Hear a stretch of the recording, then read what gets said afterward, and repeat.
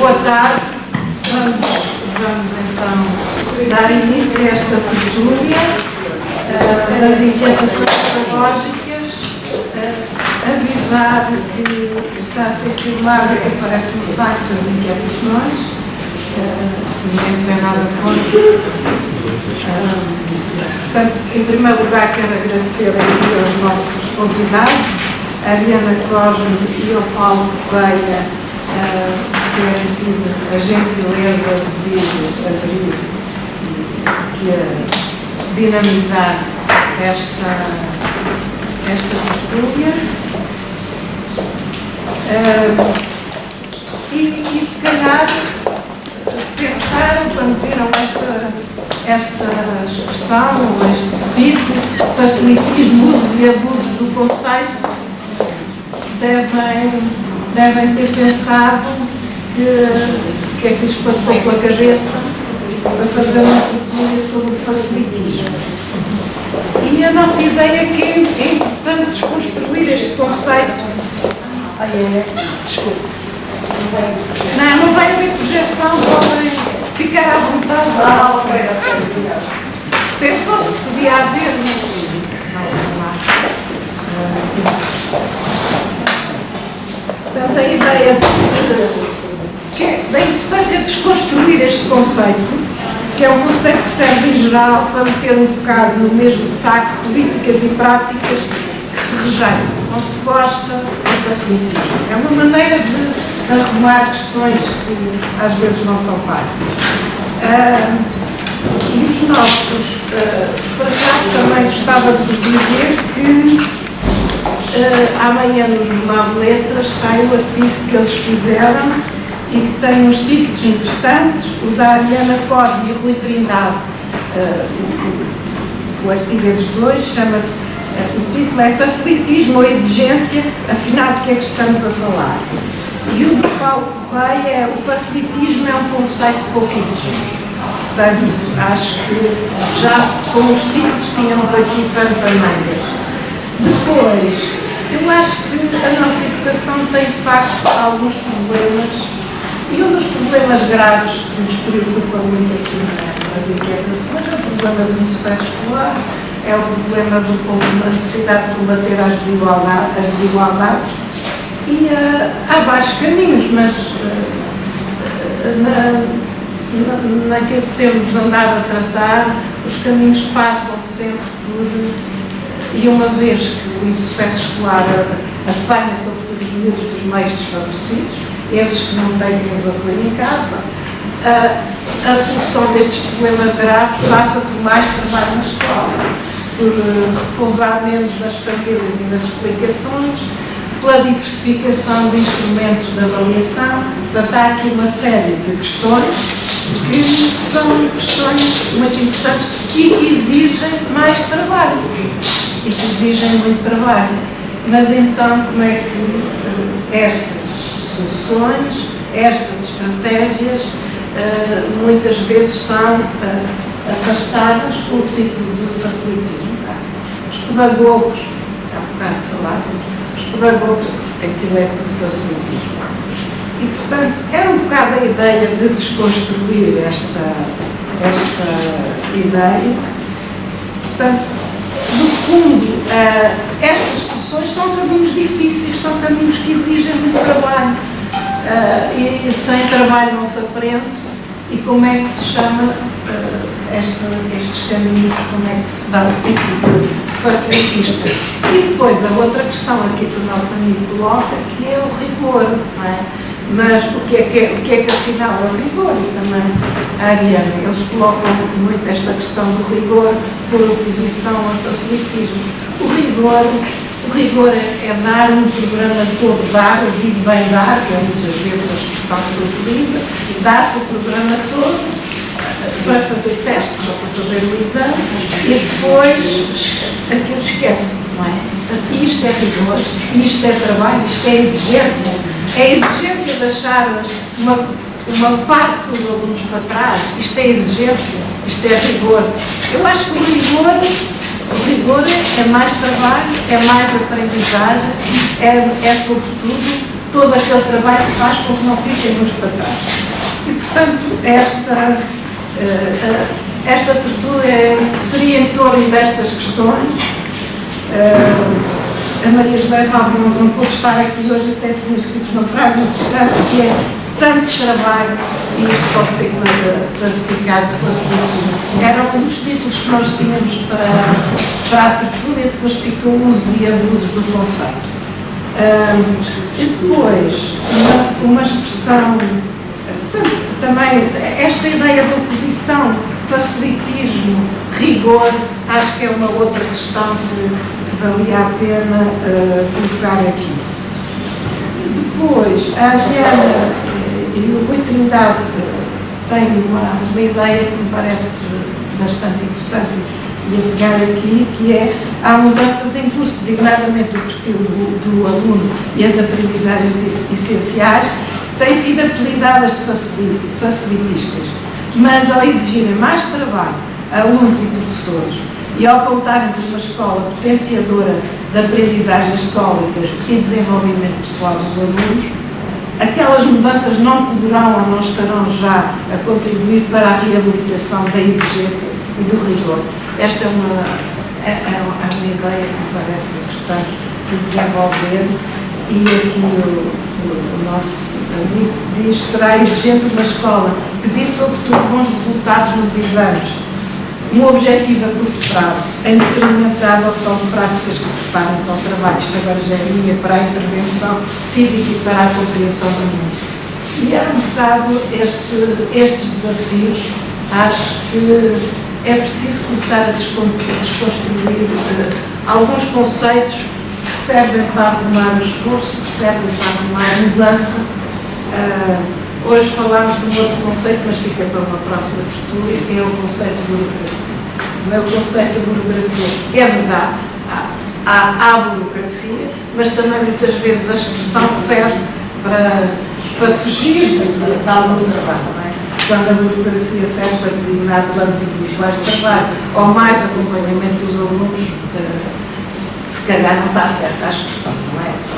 Portanto, mas voltando hoje o nosso tema, isto é um tema para irem pensando para uma próxima tertúlia, se quiserem contribuir. Hoje o nosso tema é facilitismo, usos e abusos do conceito. E eu passava a palavra ao Paulo Correia, que vai iniciar esta tertúlia. Faz favor. Só para agradecer o convite, facilitou a minha presença aqui. Sou professor de matemática, portanto vou tentar não falar muito de matemática. Mas pode falar, muito. Já vi que sim, mas é muito. Vou tentar abstrair-me da matemática e falar do conceito. Eu acho que o facilitismo é assim um chapéu de chuva que está muita coisa lá abaixo. E nas discussões que vêm a público, de facto, eu já ouvi falar de facilitismo em diferentes contextos e com diferentes objetivos. Às vezes são o facilitismo dirigido aos alunos, no sentido que exigimos pouco deles.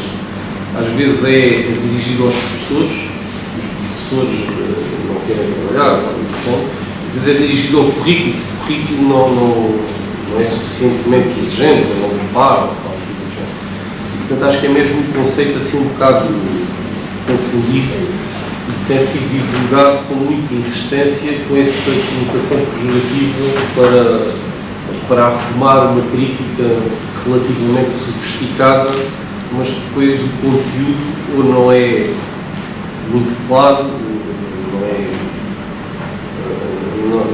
não consegue ser interpretado por toda a gente da mesma maneira.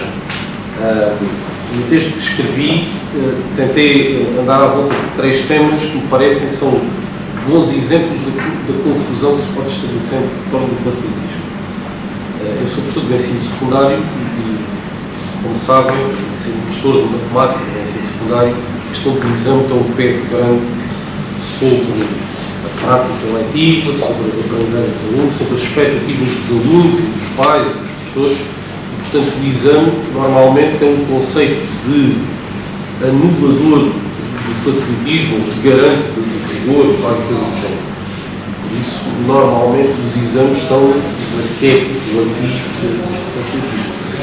Mas se olharmos para o currículo, e eu, enquanto professor, sinto isso particularmente. Quando eu preparo o aluno para um exame, estou a deixar uma boa parte do currículo de fora. Quando eu digo quando preparo, é porque preparo mesmo, não é um exercício de retórica. De facto, o exame condiciona muito.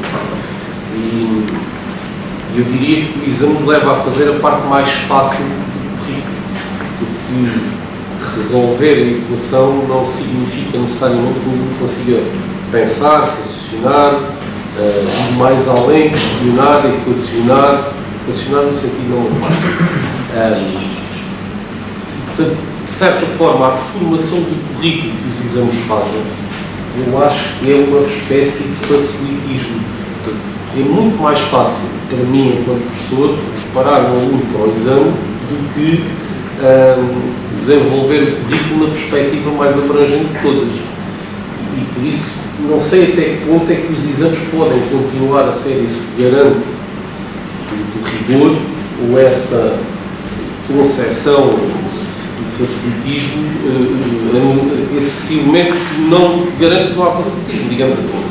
Portanto, os exames eu acho que são uma coisa que devem ser pensada no contexto atual. O nosso sistema de exames tem para aí 18 anos, estou a pensar no ano 2000, não sei, mais coisa, menos coisa. Os exames do ensino secundário, os do básico, têm alguns nuances.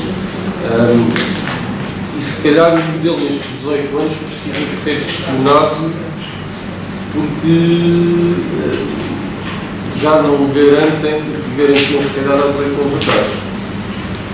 Associado aos exames temos a questão da retenção, e esta se calhar já é no ensino secundário e no ensino básico também.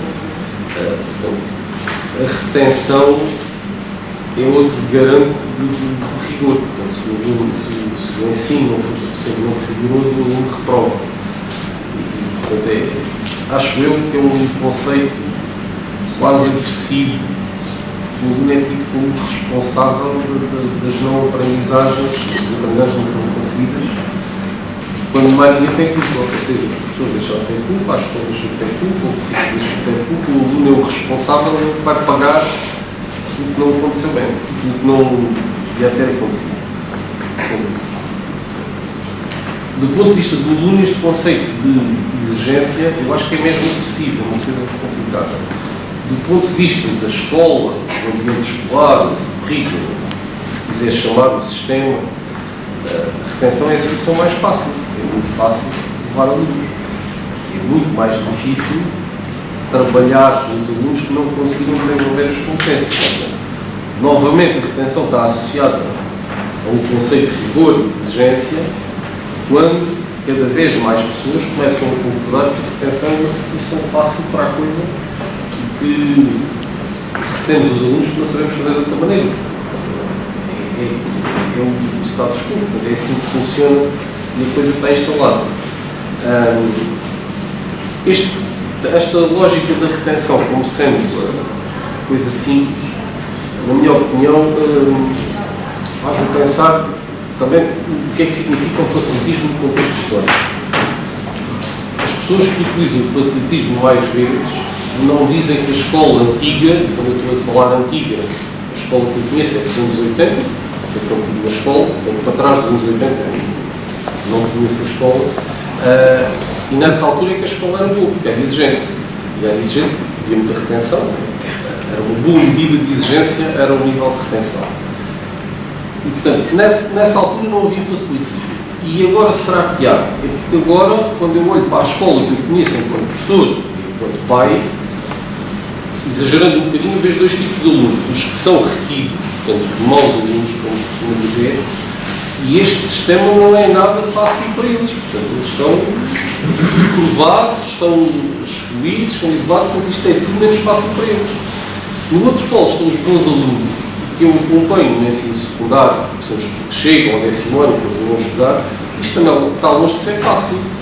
Temos alunos no 11º ano, tomar ansiolíticos, com pressões nervosas, no 12º idem, na universidade, nos exames daqueles de medicina que têm que procurar o livro e tal, lapsos nervosos e tal. A escola é fácil para quem mesmo? Para os maus alunos eu acho que não é. para os bons alunos também não é nada fácil. Portanto, não estou a ver onde é que está o facilitismo agora. Antigamente também não havia facilitismo. Portanto, se não está nem nos bons nem nos maus agora, não está agora nem antigamente, está mesmo mundo.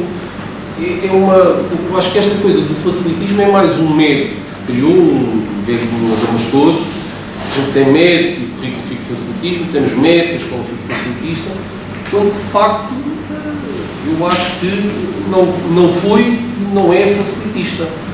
É exigente e é rigorosa, às vezes demais, diria eu, se calhar precisava de ser um bocadinho mais fácil, não vou dizer facilitista, mas facilitar um bocadinho a vida aos alunos, eu acho que é uma coisa que era importante. A outra ideia, eu não sei como é que eu tenho, mas vou tentar também. A outra ideia que se prende agora com as alterações curriculares, quer seja o perfil do aluno, quer seja numa escala mais macro, quando se fala dos soft skills e das hard skills, as competências moldes devem ser mais fáceis.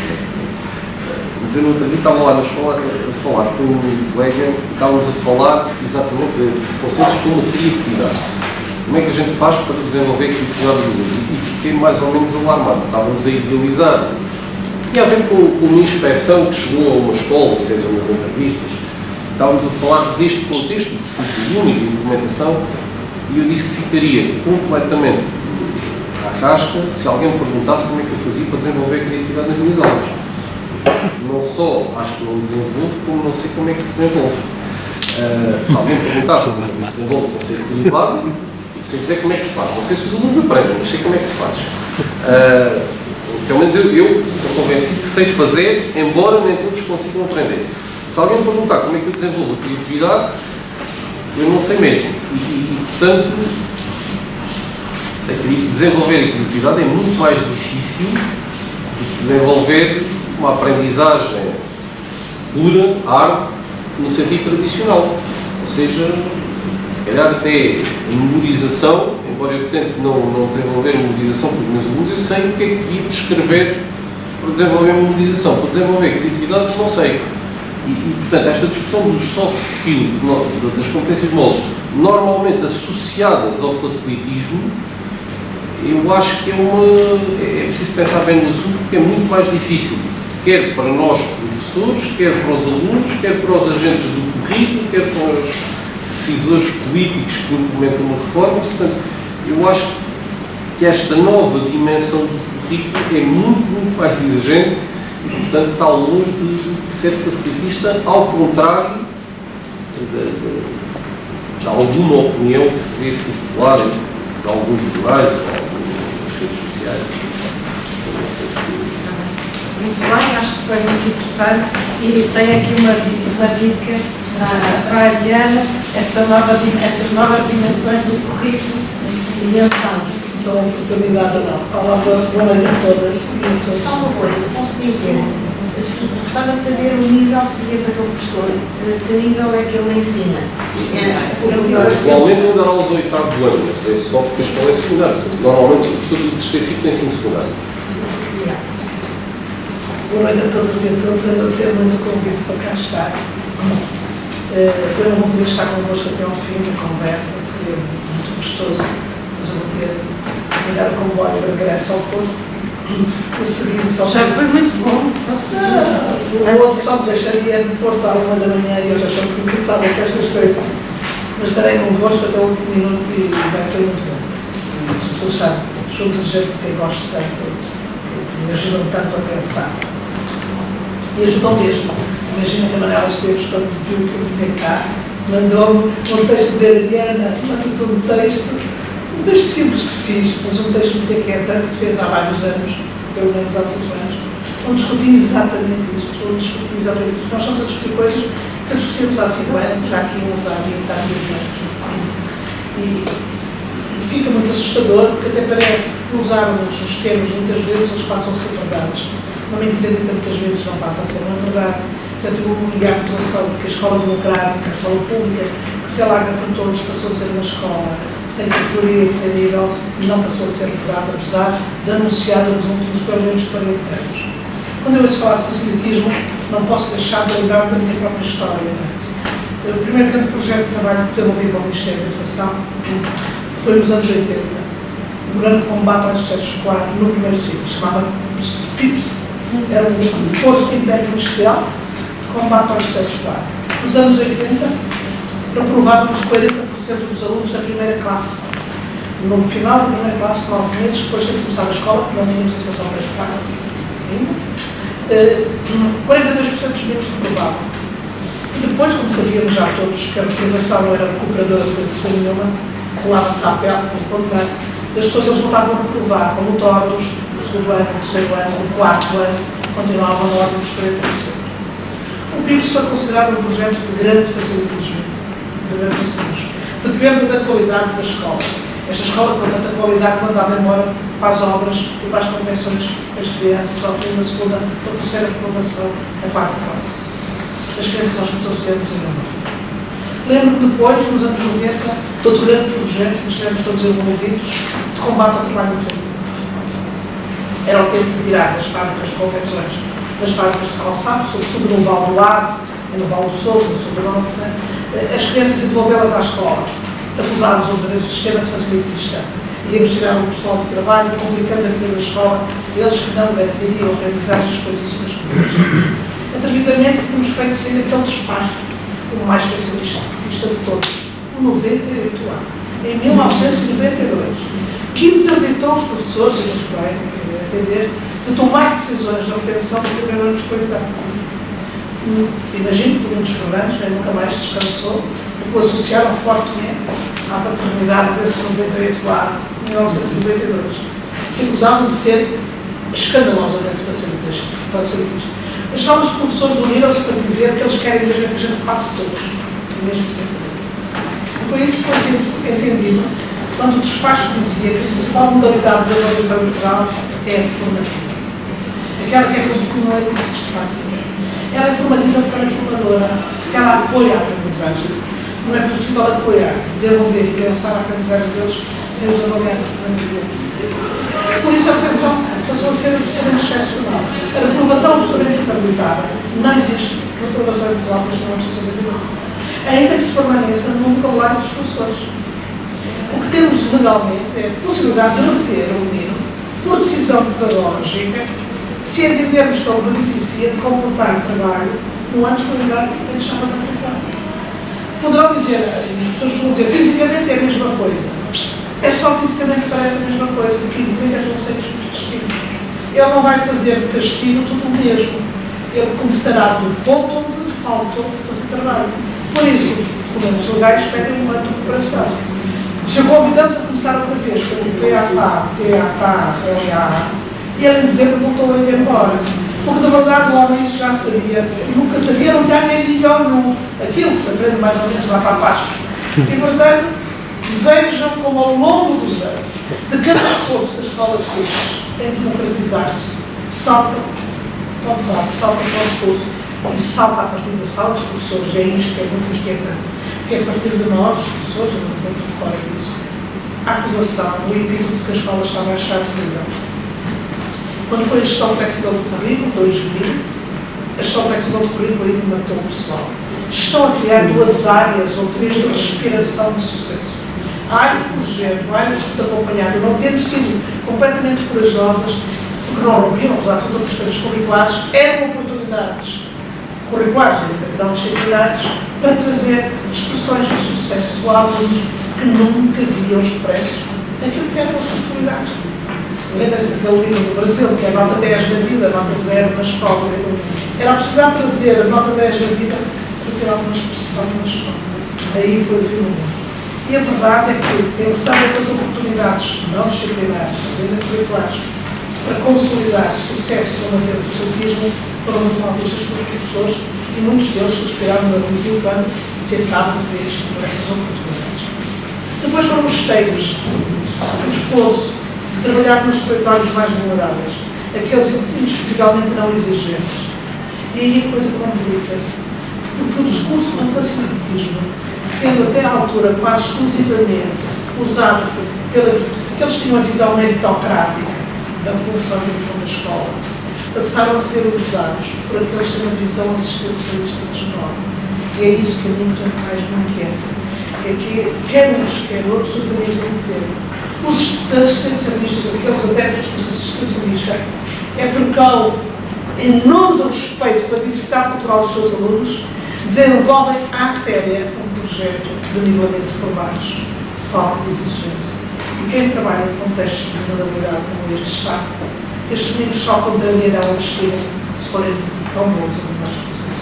Portanto, o nivelar por baixo, baixar a exigência, em nome de uma prática assistencialista, é tão perigoso como uma visão meritocrática de gestão.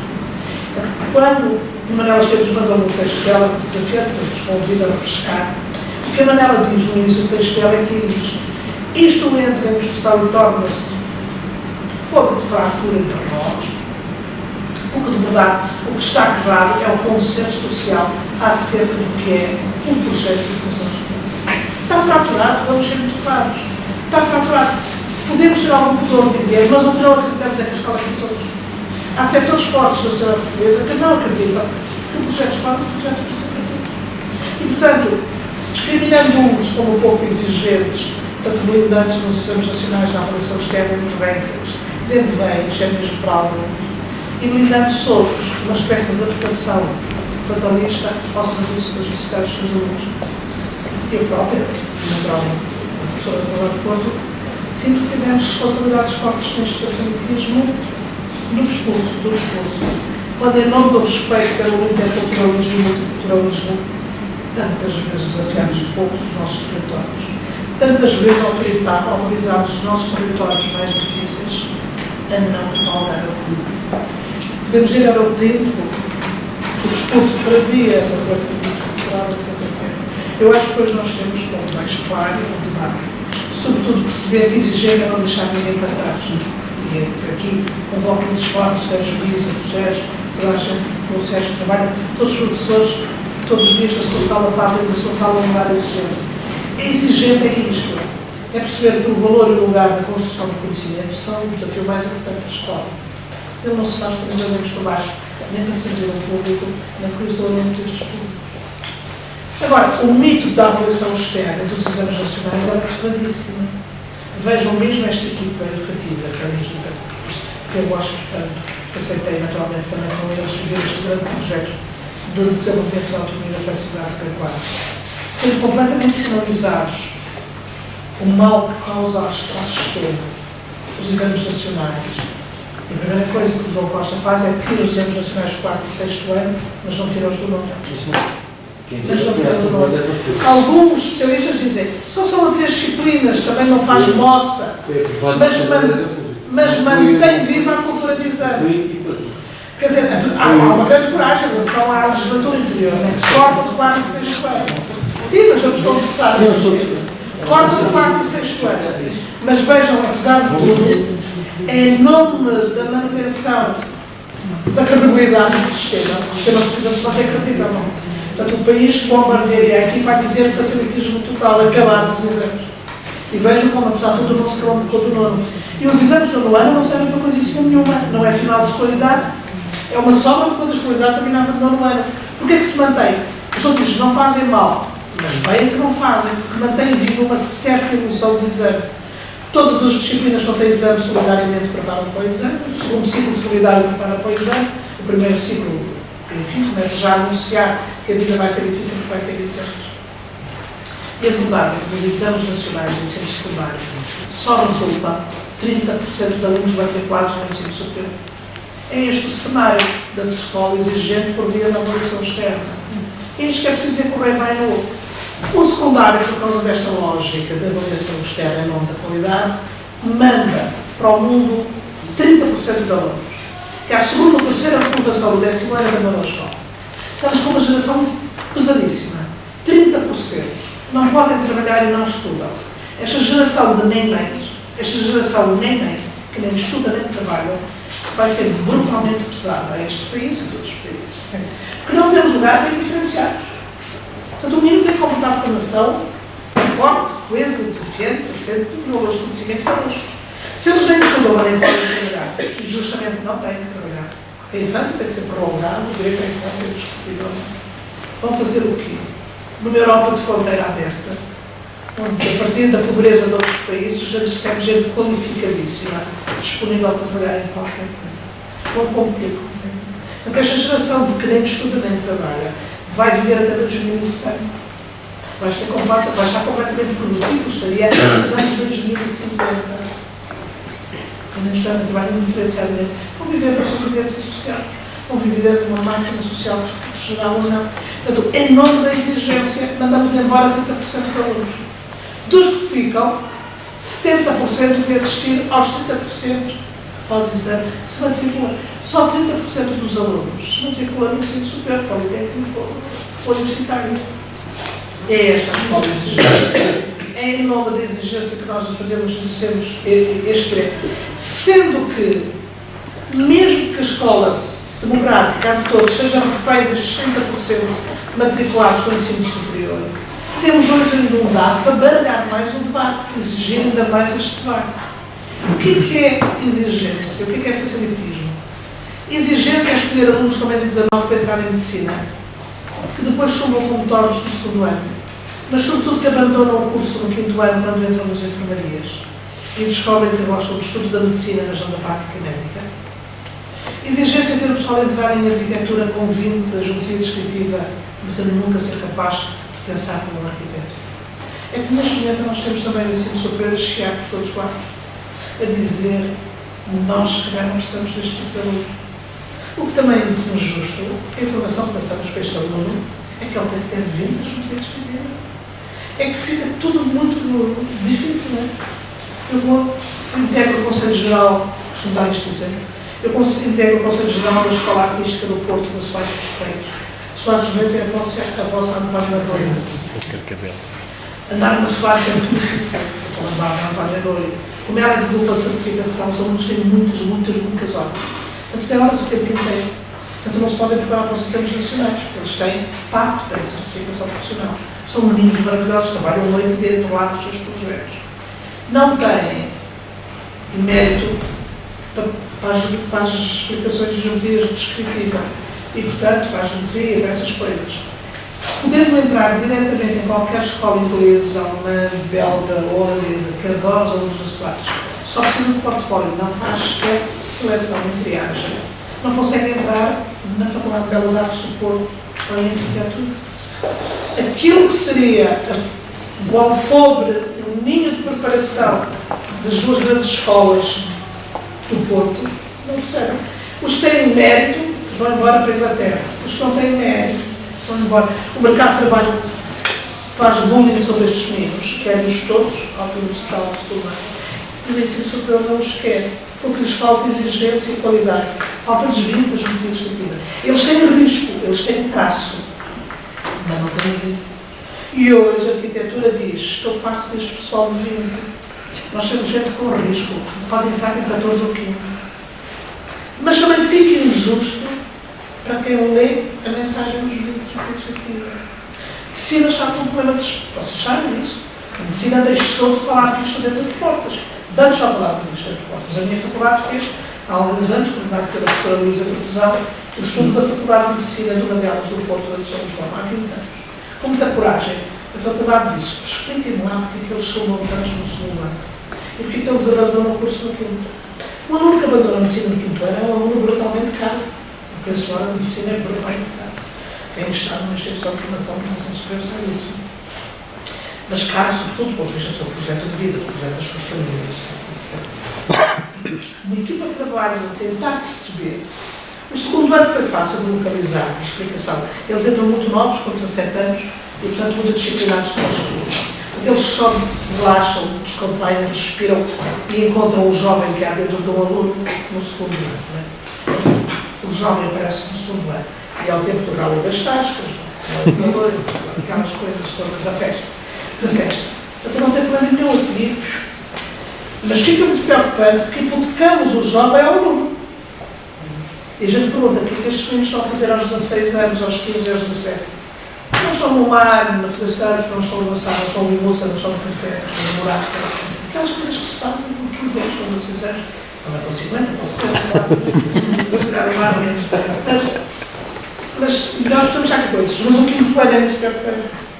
É que quando eles, no caso do Porto, os cursos tradicionais entram na enfermaria. e descobrem que não gostam de pessoas. É o problema da minha faculdade, no curso de Psicologia. É porque só no quarto e quinto ano é que sempre encontram as pessoas, antes só se encontram os livros.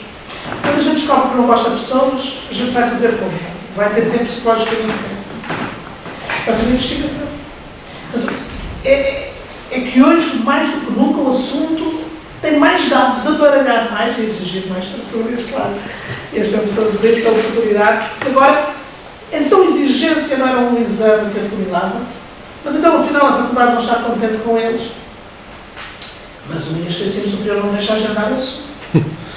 Porque, de verdade, o que estamos a falar é de um instrumento que regula a entrada no ensino superior, que não é uma fatalidade, como os exames não são fatalidades. Só usamos os exames do secundário desde 1985. Até 1985, as faculdades produziam provas específicas do SES. Antes disso, as PGAs, de cultura geral. E antes disso, nem havia, como vocês sabem. Portanto, o primeiro regulamento ao serviço civil, já em 76. Portanto, não é uma fatalidade. Portanto, precisamos discutir se exigências são os exames nacionais, que de verdade são usados de forma parasita pelo ensino superior. Mas eu percebo que não é um discurso fácil. Não é um debate fácil, é um debate urgente, mas não pode ser feito com pressa. Porque qualquer que seja o mecanismo de acesso ao ensino superior, tem que ser profundamente real, profundamente transparente. Na altura, quando houve este estudo da Faculdade de Medicina do Porto, da professora João, que influenciou brutalmente as novas faculdades de medicina, neste momento o Minho e a Beira do Teor fazem outra coisa. Desde o primeiro ano, os meninos têm pessoas nas suas vidas. Logo desde o primeiro ano, cada estudante de medicina tem duas famílias que acompanham. Aprender a gostar dos outros, apesar das suas idiosincrasias diferentes, dos seus sabores, dos seus cheiros, das músicas que ouvem serem diferentes das nossas. É um bocado isto. Quando falamos de escola exigente, falamos deste, porque reconheço o direito de fazer formação mais completa. Mas reconhecendo que é um debate difícil, sendo urgente, tem que ser feito com calma. Porque na altura, quando se falou da hipótese de libertar a escola secundária desta dependência do ensino superior, hoje a hipótese de testes psicotécnicos e de entrevistas, naturalmente mais a nota de secundária, para a entrada em medicina. Na altura experimentou-se isto, porque a Ordem dos Médicos reclamava uma outra forma de entrar, e a verdade é que os pais todos recuaram, e as confederações de pais recuaram, disseram que isto não garante transparência. Digamos que estes psicotécnicos, enfim, determinam o que podem determinar, e as entrevistas passou o medo pela cabeça das pessoas que não fossem completamente cegas. Porque há coisas dos meninos que não fazem ocultar quem são. O sotaque, a forma histriónica de se vestir, tudo o resto. Nenhum aluno meu, nenhum menino com quem eu trabalhei num projeto, nos projetos de contar a pobreza onde trabalhei, pensava na Sessão do Colau, no coraçãozinho histórico do Porto. Nos anos 80 ainda havia casinhas e barracas na escarpa do Porto, junto à Ponte do Luís. E, portanto, era um trabalho com essas comunidades. Nenhum menino que punha lá namorada que vivia na barraca 5 da escarpa, da Sé. Eles punham no 5 da Avenida Gustavo Eiffel. Portanto, nós sabemos que, apesar destes mecanismos de proteção, há coisas que estão longe de ser protegidas. E por isso essas entrevistas estão longe de garantir transparência. É em nome desses medos todos que nós mantemos esta prisão, que sabemos que não garante, como o Paulo explicava bem, não garante qualidade nenhuma. Mas é que deste momento agora não serve ninguém. Se não serve ninguém, porquê que associamos a exigência à avaliação externa? Porquê que as escolas vivem um mito brutal que é fazer, baixar a nota interna da escola para que ela se assemelhe à externa? Isto é misterioso para mim. Quando a nota interna está muito alta, a escola manda os conselhos de turma a rever critérios e baixar. Porque depois a inspeção diz que há uma decalagem muito grande entre interno e externo. Mas tem que haver, somos nós que os conhecemos melhor, eles estão connosco não sei quantos meses. Se nós não conseguirmos ter o melhor deles, quem vai ter? É um exame de 2 horas. Mas vejam o peso brutal da avaliação externa. Mas eu acho que tem a ver com isto, porque a Manuela dizia, né? Então, não há um consenso nacional sobre o que é a missão, o projeto, esta grande tarefa, o projeto de educação escolar. E, portanto, ele que tem depois como expressivo é o lado mais forte destes parceiros. que me assusta, porque é muitas vezes que eu vos digo partilhado por gente com muito boas intenções, ideologicamente e politicamente até colocados à esquerda, mas com um argumentário de direita pedagógica, o que me deixa ainda mais baralhado. Mas sou eu que estou numa fase da minha vida onde tenho cada vez menos certezas. E, portanto, é com algum desencanto que vejo setores que se posicionam em nome da liberdade, da democracia, da igualdade, da justiça social, defender um discurso, uma prática que afasta da justiça social. As normas têm de justiça social. São sempre os mesmos que me provam. São sempre os mesmos que são os que abandonam a escola. São os filhos dos pobres. Não podemos falar de exigência. Não podemos falar de facilitismo. Esta tarefa maior que é trazer para a escola sério. Eu entendo que os 2 documentos curriculares agora aprovados são um bom conteúdo. São um bom conteúdo, são uma boa oportunidade. Saiba a escola aproveitar isto. Saiba a escola viver isto de forma intensiva.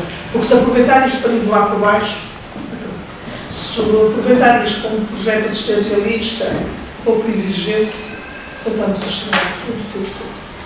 Mas eu acho que vivemos apesar de tudo um bom momento. É um momento em que a gente escuta as coisas, está tudo na lei. Portanto, eu acho que é um bom momento. Muito bem. Temos aqui grandes desafios. Temos meia hora para intervenções e depois para as conclusões da mesa. Quem se inscreve? Está difícil. Já comecei o outro tema. Eu queria dizer, primeiro, o João Jean subscreve tudo por isso, não é? E o Paulo também, a Adriana disse tudo. Houve aquela imprecisão, porque quem obrigou, quem fez foi a Assembleia da República e foram os partidos políticos. E eu que o lamento nestes, estamos já a fazer um balanço destes anos, não é? E o que o lamento foi a ausência dos partidos políticos na educação nestes 3 anos. Ou seja, o PS, o Bloco de Esquerda e o PCP, de certa forma, há aqui uma dicotomia entre não discutir a educação.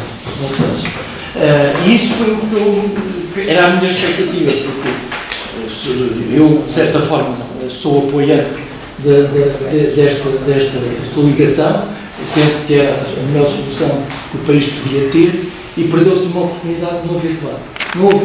Nunca senti que a Assembleia da República e a Comissão de Educação esteve tão ausente do debate sobre os assuntos da educação. E isso é que me sempre achei estranho. E por isso, esta questão que hoje a Universidade está a sentir estas questões, nós aqui na primeira minha visita aqui ao perfil do aluno, não é? Nós sentimos que havia ali qualquer coisa que falhava. Ou seja, e o fim, como é que é a avaliação externa? Porque é que não se fala da avaliação externa? E é nesse sentido que há aqui nuances que não foram claras.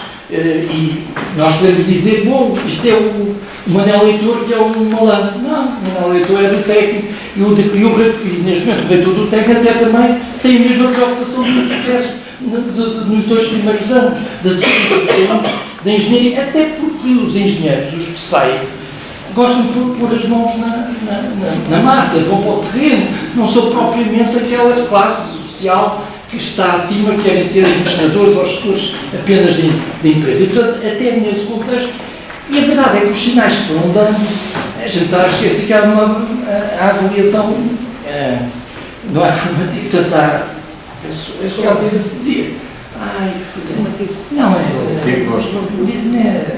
é intercalar, que há no segundo ano de escolaridade. Vamos a frisar. E vamos ser sérios, os miúdos têm que devolver o cartão de cidadão, têm que fazer um conjunto de formas. Quem leu o programa daquilo é alguém emenda cá, não é? Ou seja, alguém que quer obrigar, porque cá está a história do facilitismo. Qual é? A gente não falou aqui das aprendizagens essenciais, mas eu penso que isto ia dar a isto, não é? Porque quem é que está a favor das aprendizagens essenciais?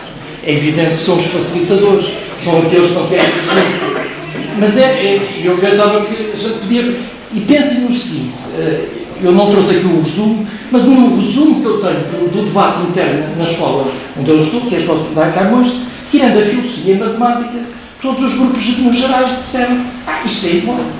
É evidente, já houve umas pequenas alterações e agora as aprendizagens essenciais surgiram agora aprovadas em setembro, já houve ali mais uma mexidazita. Mas digamos que foi a matemática e a filosofia que meteram aqui, que alteraram algumas coisas. Não sei se para bem ou para mal, não está em causa. Eu quero dizer que, no geral, os grupos dizem, tirou-se aqui uma coisinha, mas no geral não houve nada substancial de diferença. E por isso é que nós sentimos sempre, e nós sentimos, eu acho que é falta de defesa nossa, não é? É nossa quando estamos aqui internamente para respeitarmos a questão do facilitismo, porque escolhemos mal as palavras, ou então o significado das palavras tem este peso. Aprender a essenciais, que é os mínimos, não é? Será que são os mínimos? É aprender a essencial das metas, é aprender a essenciais do programa, e nós não quisemos nunca dizer o que temos de mudar é os programas, porque há programas que têm 20 anos, 40 anos, e que não sei o que mais. Não se pode, não se pode. Os outros puderam, eu não vejo o mundo cá a ser afetado pelo publicamente. Mas deixou-os blindados legalmente durante 6 anos. Eu tive um. Já, mas é de janeiro vai ficar. E essa. Pronto, eu terminava só. Portanto, eu acho que as palavras, né, que nos. Aliás, eu sinto isso perfeitamente. A questão da medicina. Há dias, num debate, no Lobo Antunes, só para mostrar um psicólogo que faz aqueles relatórios médicos dos alunos em necessidades especiais, lançou um livro, Sentidos, aconselho, que aquilo já está recomendado para os professores, tem 400 e tal páginas, vem a seguir ao 54, e portanto o 54 é importante que todos os professores saibam os diagnósticos todos de várias patologias que eventualmente vão surgir na integração dessas coisas. E dizia assim, no meu tempo o meu irmão, o António, teve um Nova português, e hoje é certamente um dos nossos escritores portugueses, e isso não está em causa. Mas nesse tempo, se nós formos aos registros desses alunos, né, havia alunos que eram brilhantes, mas havia alunos que eram muito maus, e eles, obviamente, cá está a classe social. Os outros todos que não eram alunos. Pronto, que eventualmente todos eles tinham. Hoje um aluno que entra no secundário, o Paulo não disse, mas um aluno que tem um 10 ou um 12, está em ciência de tecnologias, fica angustiado. Ele sabe que não vai ser médico, ele sabe que não vai ser engenheiro, ele sabe que a sua vida já não pode lá chegar, porque este patamar que vem a seguir é uma seleção natural de ansiedades, de um conjunto de questões. E é nesse sentido que eu penso que perdeu, não houve um grande debate à volta disso. Portanto, eu, pensando que é o superior que não deixou, não, o João Costa foi claro. Isto é uma questão que não é nossa, é da sociedade portuguesa. E a sociedade portuguesa não quis enfrentar esta questão. E, portanto, não quisemos discutir isto. Fomos primeiro perfil do aluno, a seguir vêm as aprendizagens essenciais, depois vem uma permuta e, eventualmente, disciplinas, mas a verdade é que, pronto, o Adelino certamente terá uma ideia contrária. Eu não sinto na escola e nos miúdos que entraram, este ano, no 10º ano, nós somos que estejam um bocadinho melhores do que entraram. Se calhar poderão estar um bocadinho melhores que quando estava o CAP ou não sei o quê, porque o sistema em si, as regras estão exatamente as mesmas e vamos ter estas regras se não mudarmos, se não formos claros com a sociedade e que realmente temos que mudar. E eu sinto que é o superior que está a mudar, e isso é um bom sinal. Eu espero essa esperança que seja os próprios leitores a dizer, basta, já queremos pessoas lá mais e não queremos eventualmente nesse contexto. Eu só queria juntar esta questão do acesso é uma questão que está cada vez mais latente, que é de quem inevitável discutir isto. Agora, cada vez que se fala nisto, eu ouço uma coisa, depois vão pela cunha. Quando a gente fala em colocar professores que estão bem na escola e que gostam que ele lá esteja, não, tem que ser o central, senão é a cunha. Portanto, nós vivemos neste plano da cunha e nunca mais se muda nada. Eu acho que isto não é. A cunha não pode ser impossível que causa uma coisa neste país. Mais intervenções.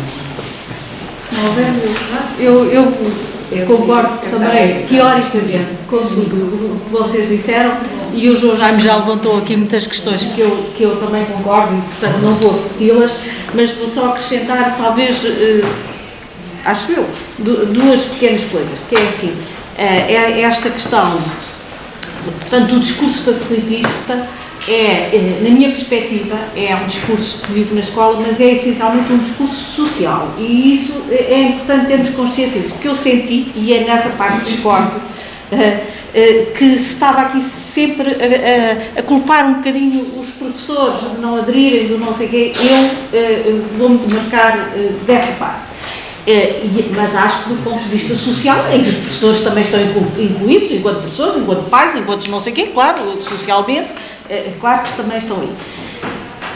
Quando se legisla, e agora voltando aqui assim às aprendizagens essenciais, e depois quando se legisla sobre estas coisas, aprendizagens essenciais, perfil do aluno, ou outras coisas, eu ainda outro dia me lembrei que a primeira vez que houve, eram tempos diferentes, a seguir ao 25 de Abril, mas é uma disciplina, uma experiência que poucos se recordam, até historicamente está pouco retratada. Apareceu uma disciplina, talvez a primeira, interdisciplinar, que eu hoje me lembrei e fui ler umas coisas, historicamente, e que eram a disciplina de Educação Cívica e Política. Não era uma disciplina, era uma área. Era uma área disciplinar. Era uma área interdisciplinar. Era uma área interdisciplinar que, infelizmente, em que eu me envolvi intensamente, enquanto professora, que durou pouco tempo, durou um ano e tal. Provavelmente também não se deram essas condições, provavelmente porque havia muitos conflitos, também de convicções, mas fizeram-se trabalhos incríveis e houve condições nessa altura. A atividade, essa área interdisciplinar, podia ser lecionada, entre aspas, em simultâneo, organizada por vários professores ou até por todos os professores. E funcionava durante uma manhã ou durante uma tarde, estava legislado isto. E não tinha programa próprio. Não tinha programa. Eram os professores e a escola que construíam o programa. Isto eram ideias interessantes, que depois se vieram repetir ao longo dos tempos, com a área de projeto e tal. Agora, hoje discutimos também algumas destas coisas com as aprendizagens essenciais, mas as aprendizagens essenciais vão levantar ainda outra questão, mas é preciso dar algumas condições, é preciso tempo, e neste momento nós não sentimos isso. E as aprendizagens essenciais, eu pessoalmente tenho uma dúvida de fundo, que é assim: então não deveriam ser os currículos, eles próprios, que deveriam definir aquilo que é essencial?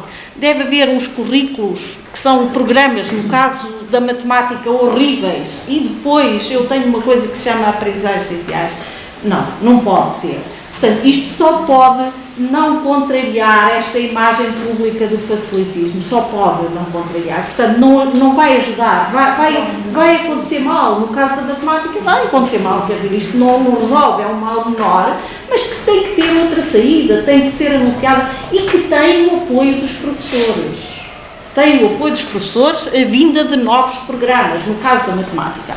Não há dúvidas sobre isto, podemos fazer estatísticas e não tenho dúvidas sobre isto. Só os exames, mais uma questão, foi aqui levantada a questão do acesso ao ensino superior, que eu concordo tudo, não vou repetir-me, mas há uma outra questão no ensino secundário, do básico. O João Jaime também já levantou aqui algumas questões, eu numa conferência levantei aqui o ridículo do que está escrito, deste formalismo e burocracia, que eu chamo estes termos, podemos discutir noutra altura, em tudo o que é as provas de aferição e exames nacionais, já as levantei aqui, mas há uma outra questão que se prende com os exames do secundário e que para mim não é menos grave, e que é, imaginem, um aluno a quem a nota interna, e que contraria aquela ideia, não, os professores baixam as notas internas. Não, mas é que o professor pode não baixar. A escala é de 0 a 20, se eu achar que há um aluno que merece 10, este aluno dificilmente reprova. Eu o que faço normalmente é subir para o 11, mas eu não tinha que fazer isto, porque se o aluno tem 10, se tiver 8,4 no exame, reprova.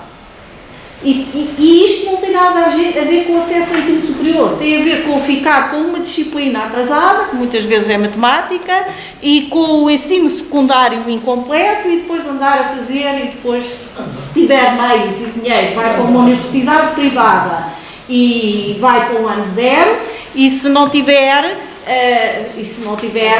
fica ali, anda e às vezes nunca mais acaba. E, portanto, a questão aqui dos exames não é só de acesso ao ensino superior, é também o impacto que eles têm em tudo, inclusivamente em coisas como esta. Pronto, é só isso. Muito bem. O Manuel.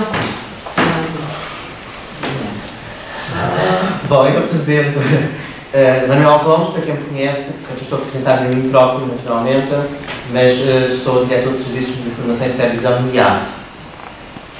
E Já ouviu estas coisas muitas vezes, não é? algumas. E não estou aqui sozinho, relativamente ao IAF. Foi muito interessante a vossa comunicação e as vossas duas comunicações e trouxeram de facto aqui um conjunto de reflexões, não só sobre os exames naturalmente, mas é sobre esses que eu vou centrar. O Paulo referiu que o exame condiciona a aprendizagem. A questão que eu coloco é, mas terá mesmo que ser assim? E depois tenho umas questões para vos colocar no fim. Terá mesmo que ser assim? Depois, a professora Ariana falou que é que se associa a exigência à avaliação externa. Não sei se calhar é uma questão também de formulação da questão e também do próprio conceito. Algumas questões podiam ser levantadas aqui, eu deixo-vos, não quero alongar muito nesta questão, mas se desaparecer a avaliação externa, passa a haver maior qualidade no processo de ensino-aprendizagem. É uma questão que eu gostava de deixar. A outra questão é, a avaliação externa é aqui entendida como exames, os exames nacionais, os exames de final de ciclo, portanto, do nono ano, ou estamos a falar também das provas de afiliação. Depois dizer-se também se não é importante, de facto, haver alguma avaliação externa, ou é esta avaliação externa que é posta em questão. Portanto, porque não haverá também necessidade de haver algum instrumento regulador das aprendizagens, é porque nós não estamos naturalmente a aprofundar essa questão, mas gostava de as deixar. E esta, principalmente, não é importante, de facto, que haja avaliação externa, ou que não haja esta e que esta tem que ser repensada. Muito obrigado. Mais, tem espaço para mais uma intervenção. Estás a favor, Manuel? É assim, o texto que a Ariana falou é um texto de 3 ou 4 páginas, feito a pedido com essa dimensão, e portanto não é nada de importante, só ela é que amigavelmente lhe atribui importância.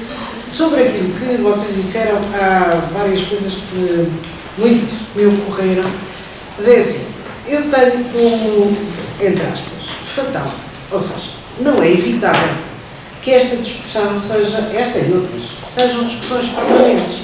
Vivendo nós numa sociedade que é desigual, sempre haverá sobre a escola e sobre várias outras coisas diversos pontos de vista naturalmente interessados deste ponto de vista. Cada pessoa, cada grupo está a defender aquilo que pensa que é do seu melhor interesse. E nesta coisa do facilitismo da escola, cruzam-se várias coisas. De um lado, esses valores que as pessoas sustentam acerca da escola, mas que geralmente não dizem em voz alta. Só uma vez é que em público, numa discussão, eu tive, enfim, surpresa de ver um inspetor da Inspeção-Geral de Educação dizer que estava muito preocupado com a escola onde os filhos dele andavam, porque tinha lá gente que não devia ali estar. Devia estar. Era inspetor-geral, era inspetor da Inspeção-Geral, não era inspetor-geral, era um dos inspetores. Eu fiquei completamente deslocado.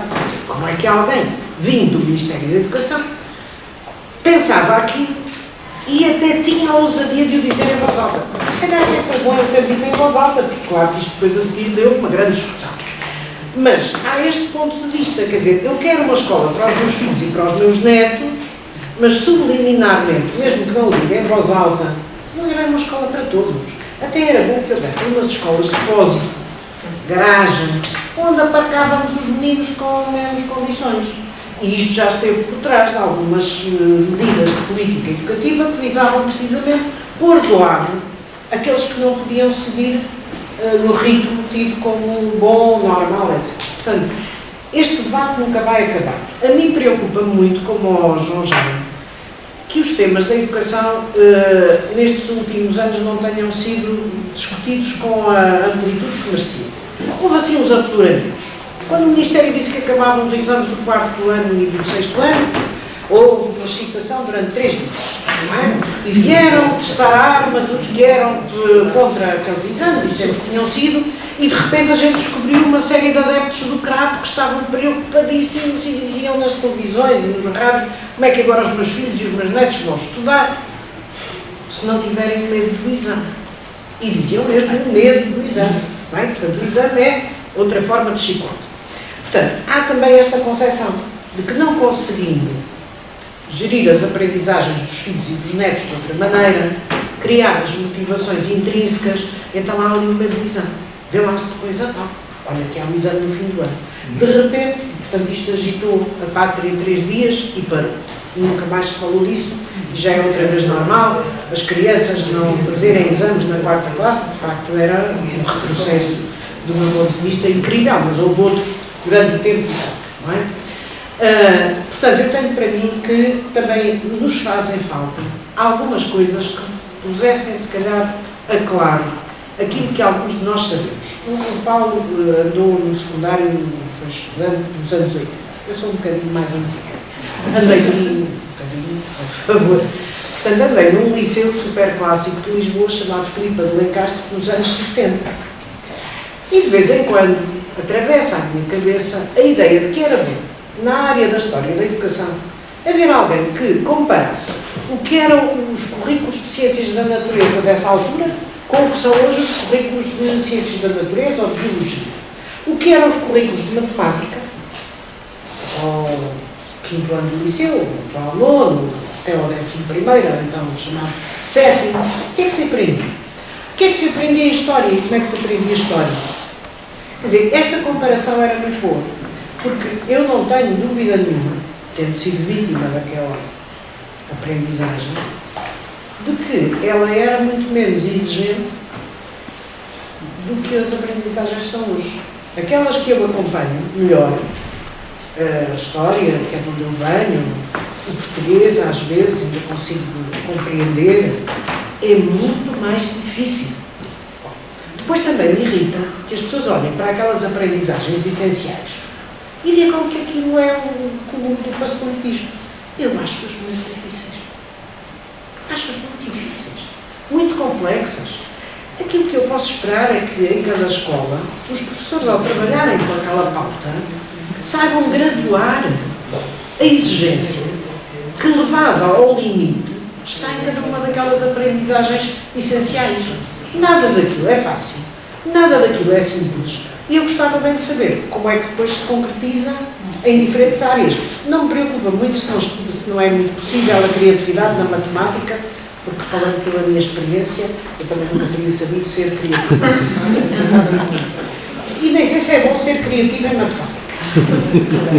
Para nós que vivemos ouve, a não ser quando se chega ao ensino superior. Então, aí sim, os matemáticos, aqueles que querem ser matemáticos, têm que ser criativos. Agora, ser criativo com a...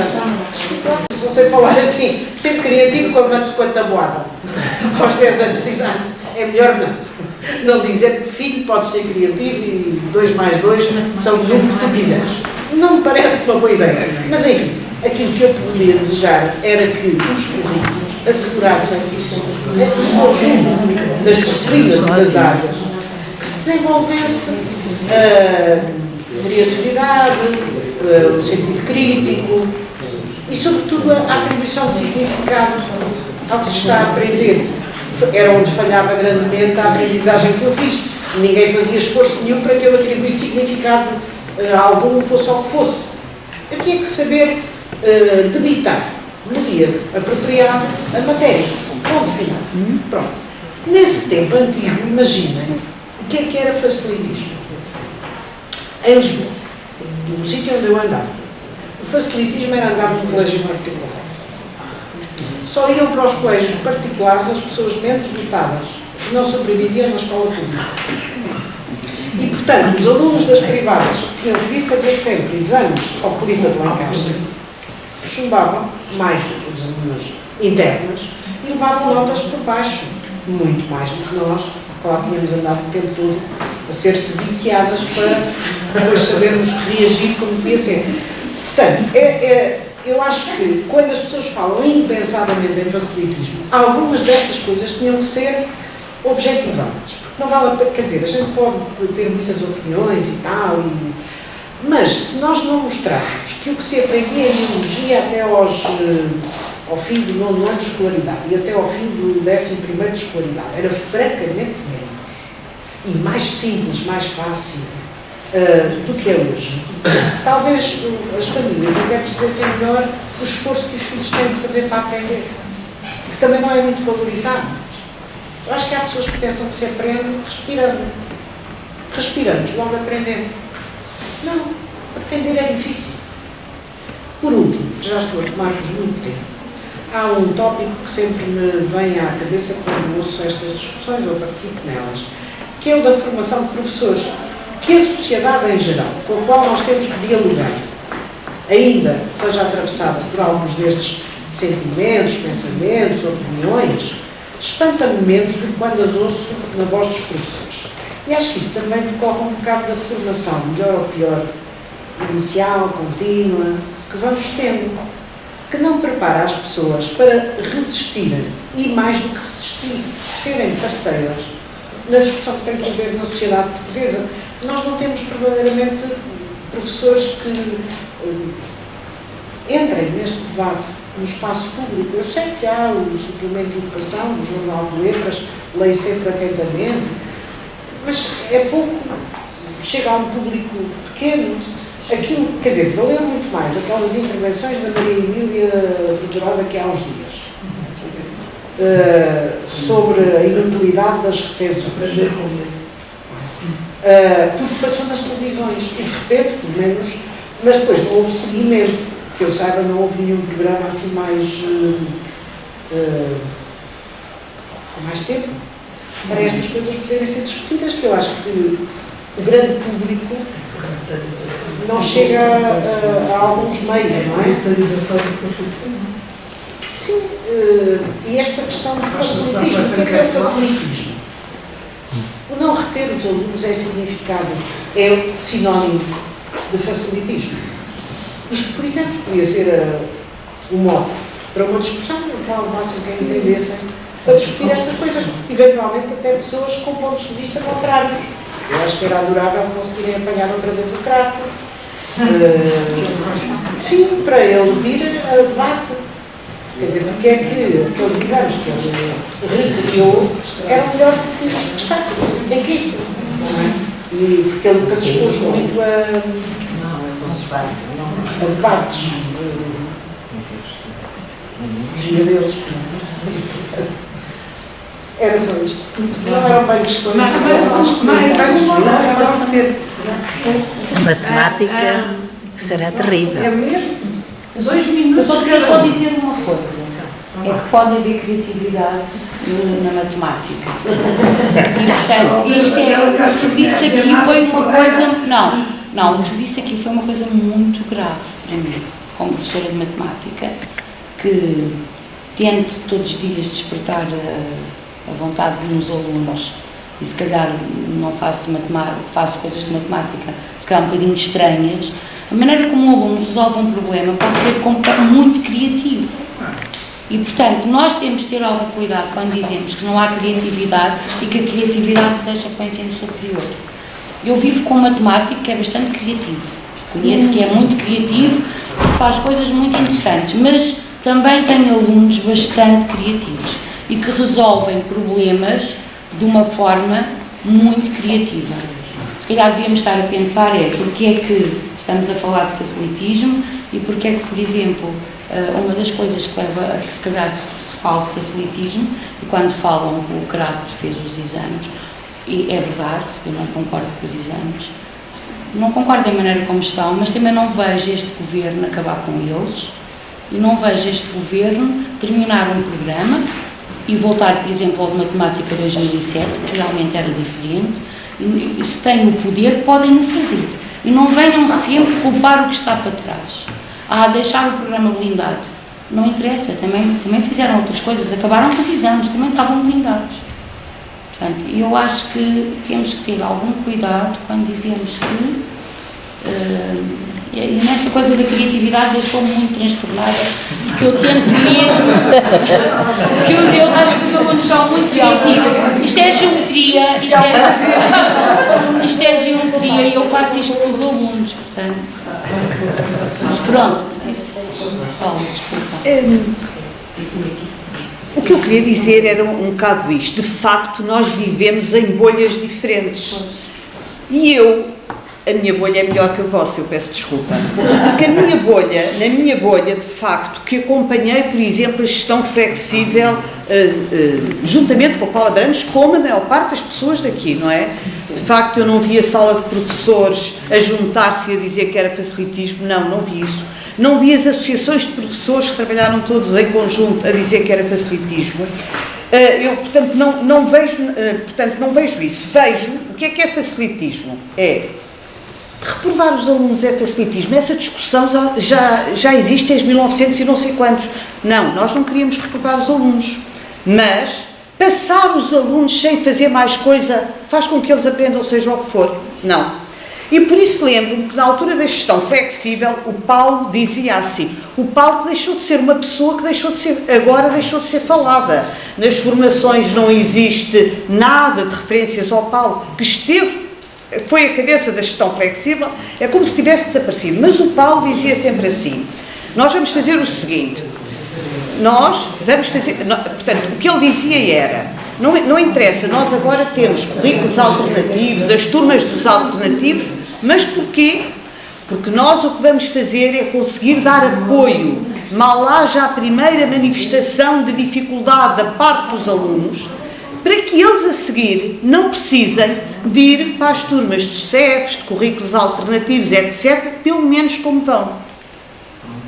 Passaram-se 18 anos, já passaram vários governos socialistas, e nomeadamente este por ali. Fez-se alguma coisa no sentido de se apoiar de facto os miúdos do primeiro ciclo, que é daí que vêm as dificuldades. A primeira dificuldade fazer com que eles... Fez-se alguma coisa? Não.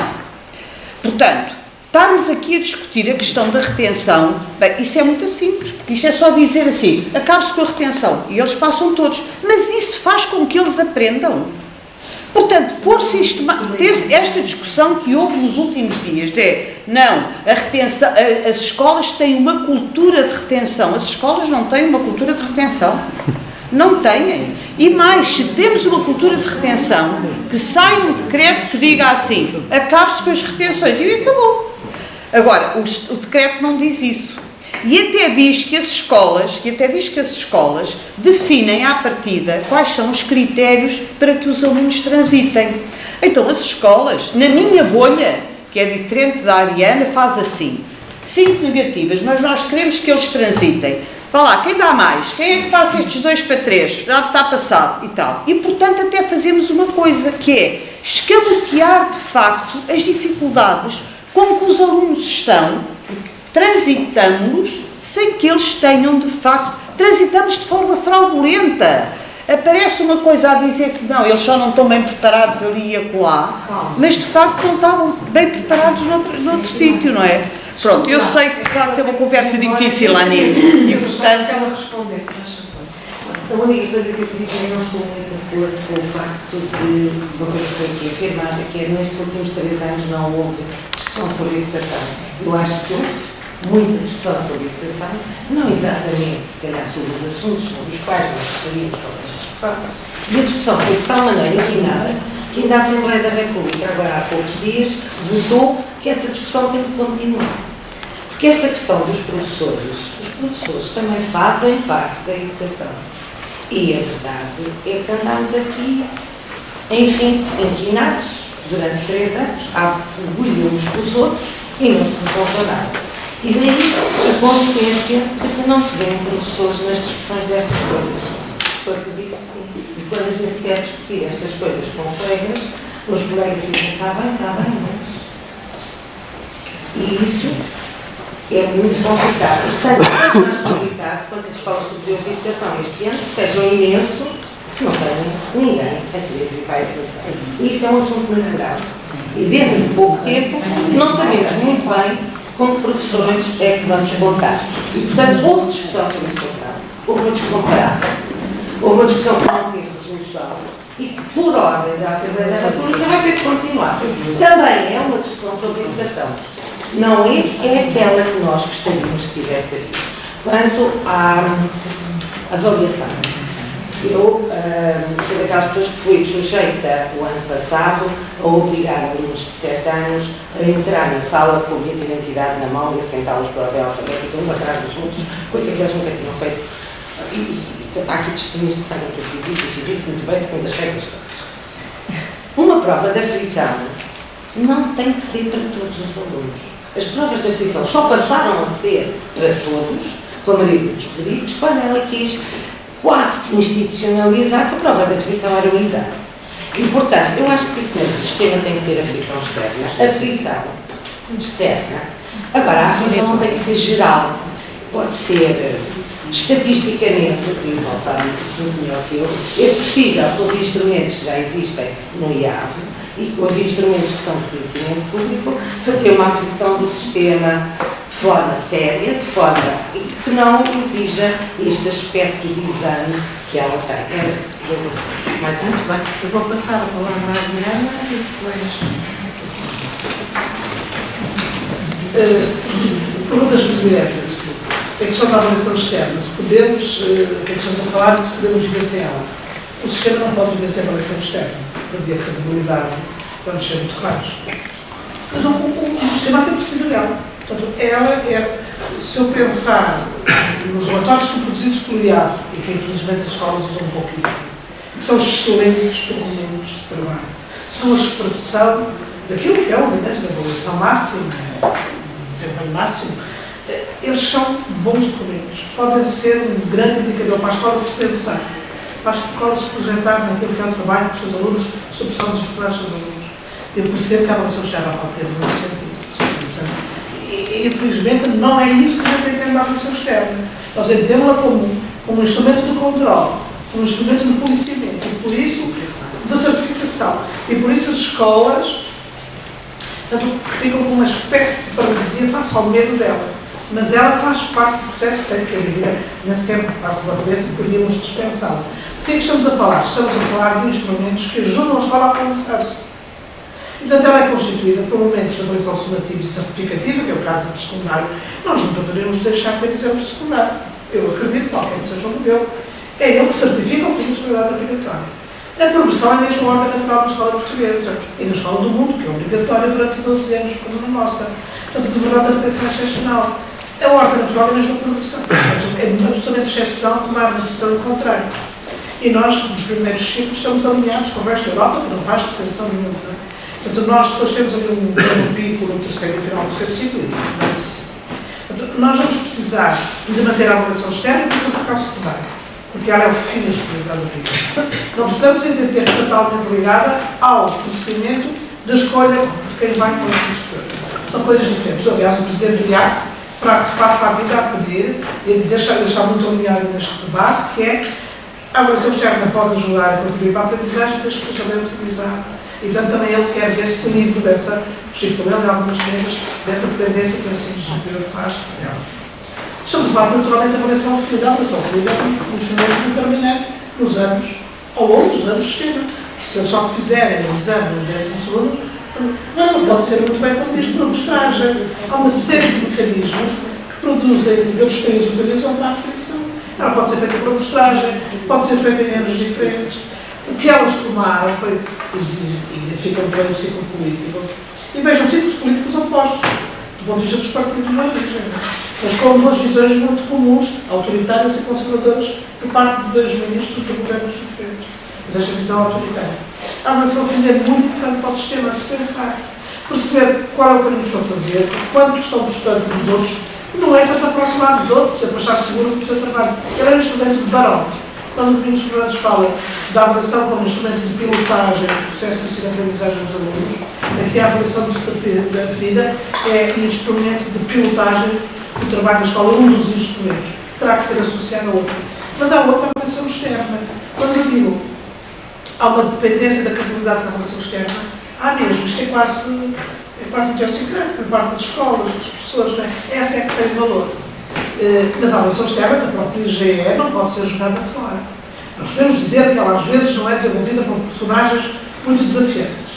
Mas uma coisa é o princípio da avaliação externa, e outra coisa é os personagens que atingem. São coisas que eu consigo distinguir, apesar de tudo. Do meu ponto de vista, ela é, apesar de tudo, também uma possibilidade de desenho. Quando a IGE sai da sua figura de controle do conhecimento e diz, vou também eu contribuir para a escola. Se depois isso é verdade, como eu digo, isso é outra coisa. E quando se associa ao ensino superior, diz nós precisamos de outros interlocutores. E há várias ações, como vocês sabem, da avaliação externa, tem pessoas do ensino superior a acompanhar a equipa da IGE e é do novo modelo, que já foi experimentado, pilotado neste ano, e fiz parte de uma dessas experiências, portanto, que entrará em 2019, passa a ter 2 elementos mais. São 2 de inspeção e 2 de fora. Até para sair fora deste controle, desta ação de controle do conhecimento. Que depois é outra função da IGE, da ação disciplinar. Portanto, neste ponto geral, a avaliação externa associada à avaliação interna são boas condições para a escola pensar-se. Saiba a escola, queira a escola, pensar-se. Eu receio é que muitas vezes a escola tenha medo de se pensar enquanto organização. Nós vamos falar um tempo de mudança brutal porque é o projeto escolar. E é verdade, dentro das escolas, não são aqui bolhas diferentes, dentro da escola há bolhas muito diferentes.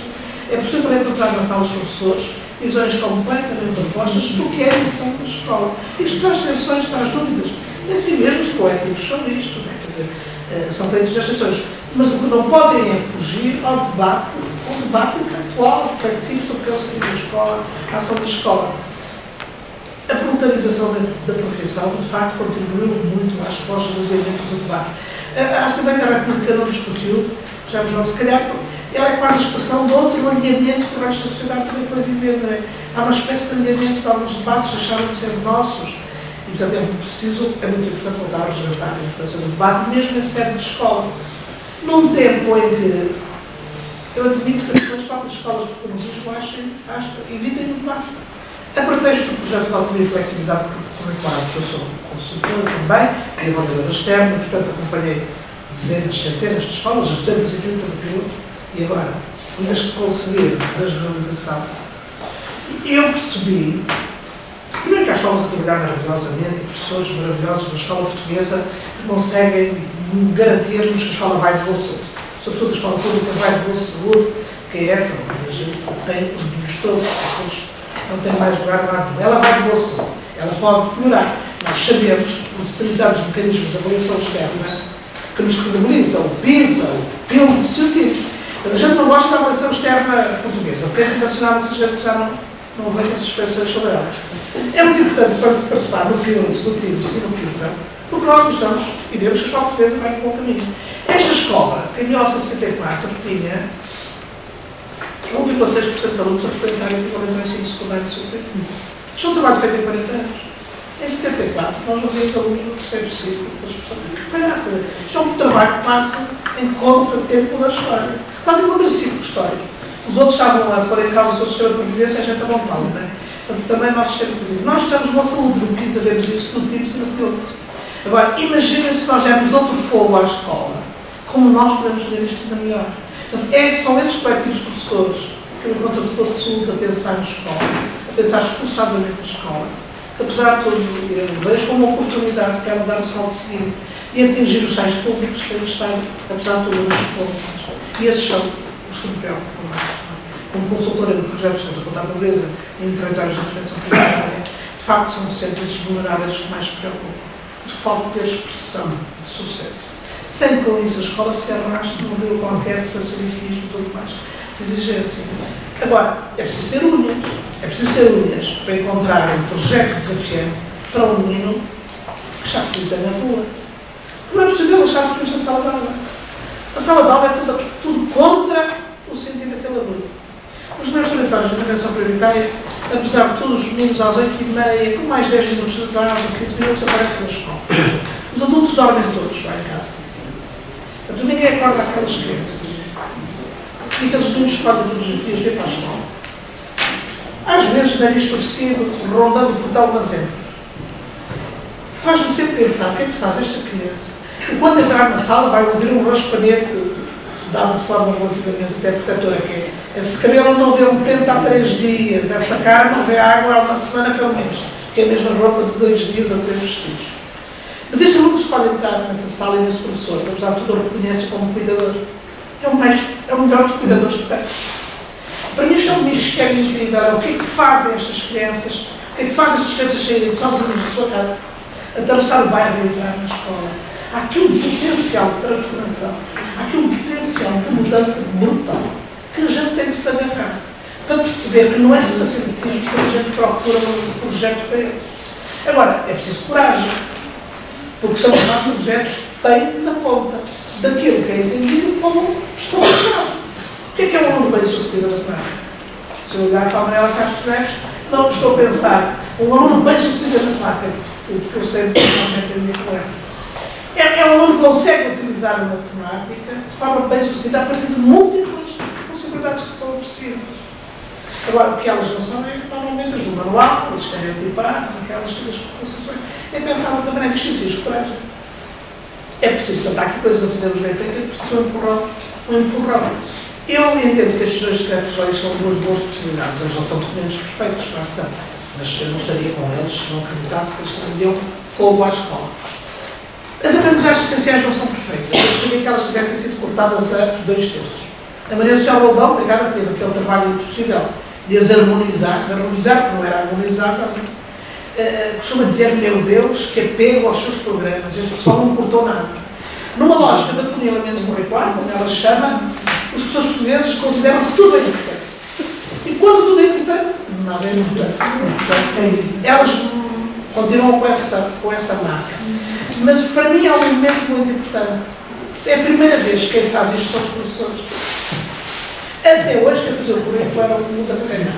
Foram os professores, foram as associações profissionais de professores que se confrontaram com as associações.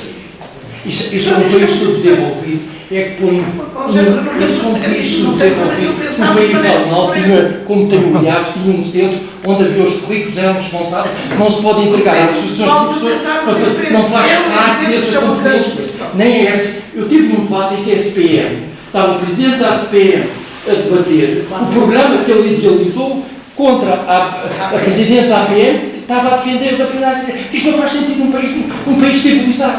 Quem faz sentido são núcleos exteriores. O Estado devia ter um organismo que era responsável pelo currículo e não as associações. As associações de professores têm 40 anos, representam depois o professor da Associação de Geometria de Disciplina, representa até deve ter 5. Se tiver 5 pessoas, é muito. Não tem mais ninguém. Não pagam cotas. Eu entender, continua a ser uma boa expressão do local. Continua a ser uma boa expressão da comunidade, dos interessados. Já agora para eu terminar, só uma nota relativa. A gente aceita que 50% dos alunos não fazem o exame no final da escolaridade obrigatória. Mas é isso. Quando a gente diz que o ensino profissional tem 50%, não há nenhum aluno do ensino profissional que faça exame para terminar a sua aprendizagem. Eles fazem uma prova de atividade profissional. Essa prova não é desculpe lá. Não sabe. É em 92 que eu quero. Muitas escolas a fazer lá com uma dignidade nova. Eu em 92 estava no ensino profissional. Eu sou da escola industrial, sou montador eletricista, sou esse curso todo. Agora, se nós dizemos que a avaliação externa, o fim da escolaridade obrigatória tem que ter um exame nacional, então também tem que haver para o ensino profissional. Não pode ser 50%. Tem exames e os outros não podem ter. E não puxar nada profissional dentro das regras por causa da sua matriz. E não entendo nada que é menos credível a certificação de uma parte. Mas eu estou inteiramente de acordo. Portanto, não reclamo a necessidade nenhuma do exame, certificar aquilo que foi feito em sério, com um trabalho aprofundado e sério, para aquelas equipas de professores. Eu tenho alunos na minha universidade que não fizeram nunca nenhum exame de ensino secundário. Aliás, entraram por aquilo que se chama os maiores de 23 anos. São maravilhosos estudantes. Maravilhosos estudantes.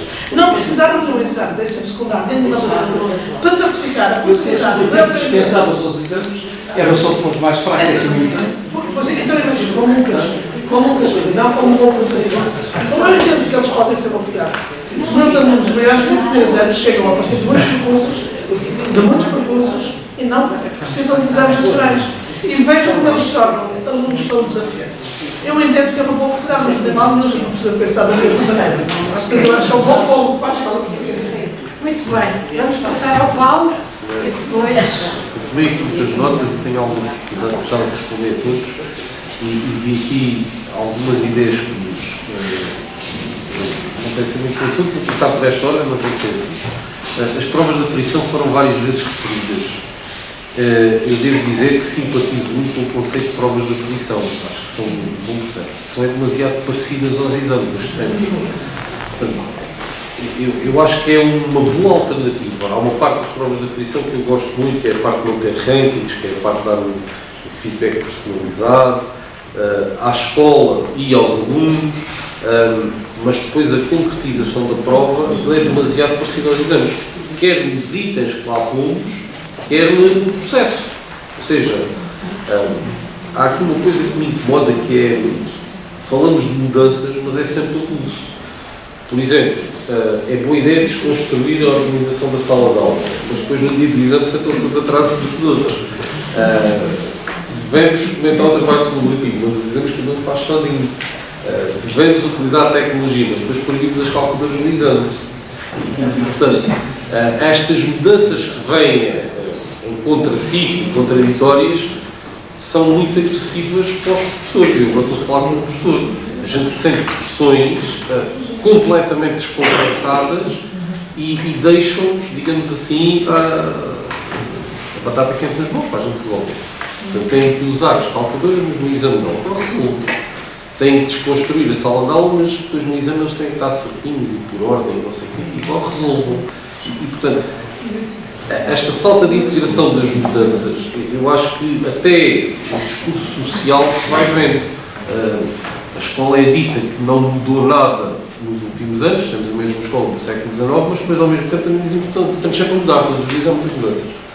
Portanto, os professores, perdoem-me ser assim muito coletivista, mas eu também vou falar com o professor. Isto são pressões descompensadas que nos tiram o chão. É muito difícil assumir numa discussão uma posição, porque somos facilmente apanhados em contradição se simpatizarmos demasiado com a ideia. Portanto, eu acho que as provas de aflição são de facto uma oportunidade para ver a avaliação externa, a produzir informação que seja útil para utilizar, mas não podem ser tão parecidas aos exames.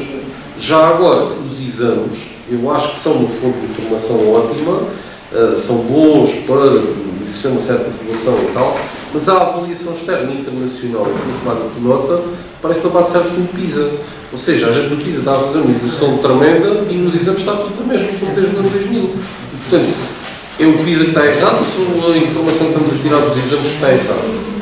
Temos que também, eu acho que a avaliação externa é importante, mas acho que tem que ser diferente. Por exemplo, as provas de aflição podem ser feitas por amostragem. Acho que sim. E porquê é que têm que ser duas, uma de matemática e uma de português? Já se deu um passinho, agora de matemática já tem o Instituto do Meio e as do 8º ano já são integradas também com duas disciplinas, mas porquê que não pode ser só uma prova? Até do ponto de vista informático, agora já é possível desconstruir a prova e mandar uma metade para cada professor e tal, e portanto se calhar isto tem que haver aqui uma evolução e um desprendimento, um despegar daquele conceito do exame tradicional, porque é uma coisa que de facto eu tenho dificuldade em dizer que está a garantir qualidade. Eu acho que sem a avaliação externa não temos uma escola com mais qualidade, mas esta avaliação externa cristalizada também não está a dar muita qualidade, acho eu. Portanto, se calhar eu tenho alguma dificuldade em fazer essa análise para trás dos anos 80, eu diria para trás do ano 2000, porque antes disso nem sequer era professor, e portanto a visão que tinha era muito diferente. Quando eu cheguei à escola, percebi que havia uma discussão rica e brilhante, digamos assim, à volta da avaliação externa, que cristalizou, depois não mudou mais nada. Desde o ano 2000, os exames tiveram algumas mudanças, quer dizer, acabou a segunda fase, tinha duas chamadas, uma segunda fase e tal, aquilo acabou, mas tirando isso, o sistema fechou. E do ano 2000 até agora, caramba, já mudou muita coisa. É preciso também, se calhar, a gente ver isto. Portanto, eu simpatizo muito com as provas de aflição, simpatizo de facto, acho que é um conceito muito interessante, mas gostava que elas fossem diferentes. E, portanto, não sei se isto é simpatizar com elas. Outro conceito, as aprendizagens essenciais. Também houve várias pessoas que referiram. Eu confesso-me muito ignorante para fazer uma avaliação disto, porque eu só conheço as da matemática. E, portanto, a visão que eu tenho é altamente formatada no contexto da disciplina da matemática. Eu acho que vem digamos, estavam num incêndio a acontecer e deu um balde de água fria lá para cima. Portanto, era absolutamente necessário resolver o problema do programa de matemática, porque aquilo estava ingerível, digamos assim. Havia o problema do exame, que era uma coisa gravíssima, e as aprendizagens essenciais, de alguma forma, permitiram-nos respirar. Pronto. Agora, aquilo não serve, é preciso um currículo novo, obviamente, é preciso, e um currículo integrado. O programa mais recente, de 2013, acho eu, do CRAP, não bate certo com o perfil do aluno, como o programa de 2000 também não batia. E, portanto, se a gente tem um perfil do aluno, achava eu que a consequência natural era que aquilo agora produzisse currículos novos. E estava à espera que esse processo estivesse em curso. Há de ser depois das eleições, mas eu não sou entendido em política, não percebo nada disso, nem quero perceber. Pronto. Mas dá-me a ideia que devia estar a acontecer um trabalho preparatório, que eventualmente até estará, mas que não tem muita visibilidade, que eu não sei se está a acontecer, porque o programa, quer dizer, o Democrata fez isso, produziu o programa assim quase da noite toda. Mas se não for feito assim, leva tempo. Portanto, esse processo devia estar em marcha, devia estar a regular, digamos assim, e eu não vejo que estejam, se calhar, sou eu que não estou bem informado. Portanto, no contexto da matemática, eu acho que as aprendizagens essenciais vieram dar resposta ao problema que estava latente. Na minha opinião, responderam de forma meio atrapalhada, mas responderam bem. Era preciso dizer claramente, pôr ali alguma ordem, dizer que há coisas como a estatística que não podia ser assim, e portanto disseram, e essa parte ficou resolvida, mas é preciso uma mudança mais abrangente. A terceira ideia que eu vi em vários comentários tem a ver com a questão política. Volto a dizer, eu não tenho uma identificação política com este ou aquele partido, se calhar tenho uma visão mais ligada à esquerda, se bem que também não é claro que é isso da esquerda, mas eu considero que também estava à espera de mais quando mudamos da direita para a esquerda, digamos assim. Ou seja, tínhamos aquela lógica do democrata, que era aprendem agora e logo descobrem depois porque é que é útil, não sei o quê.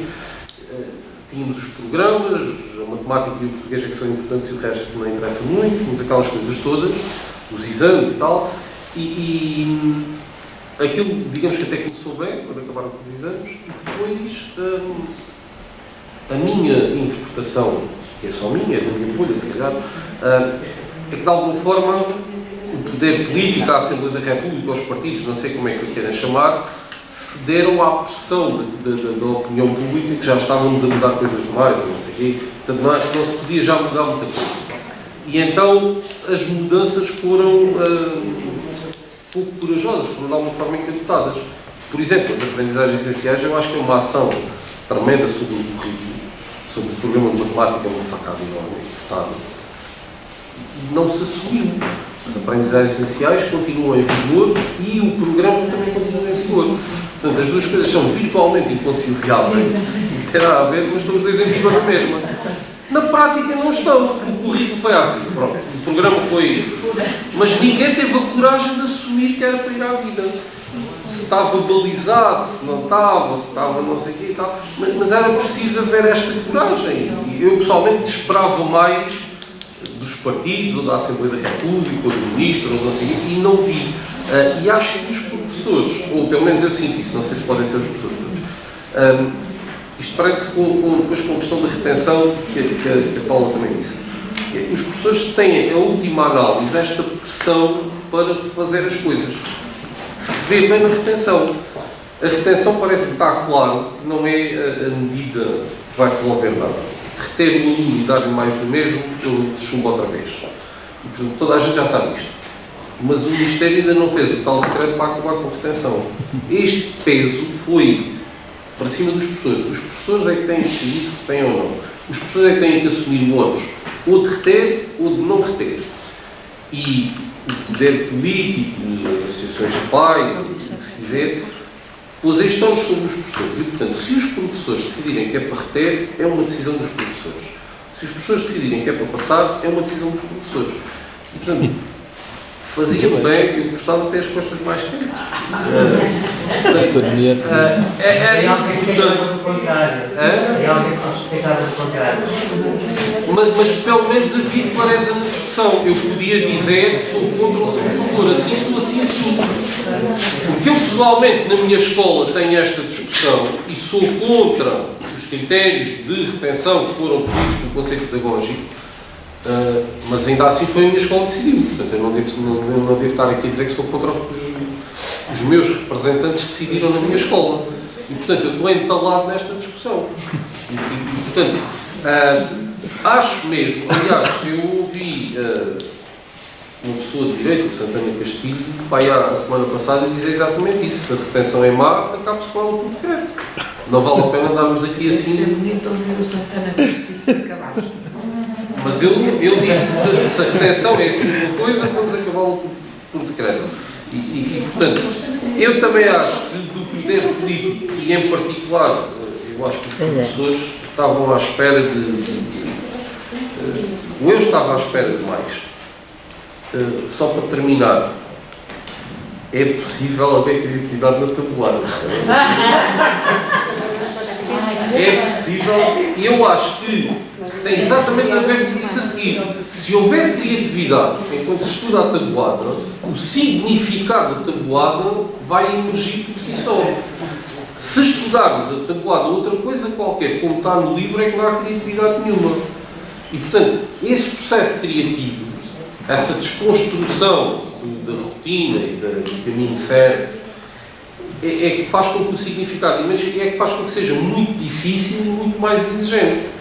Eu acho que, sem conhecer muito, o ensino tradicional era menos exigente porque era a cartilha, era o manual único, era aquela coisa toda, e isso é que o empobrecia. A tabuada recitada, toda a gente faz igual. Se for numa matriz e pintar os que são múltiplos e ver os padrões e tal, aquilo nunca mais acaba. Portanto, isso é que torna mais exigente e não facilitista. Portanto, é bom que haja criatividade na tabuada. Não sei se... Pronto. Eu queria dizer duas ou três coisas. A primeira é a Paula Teixeira, uma professora ótima, foi um orgulho ser professora quando ela era aluna na faculdade.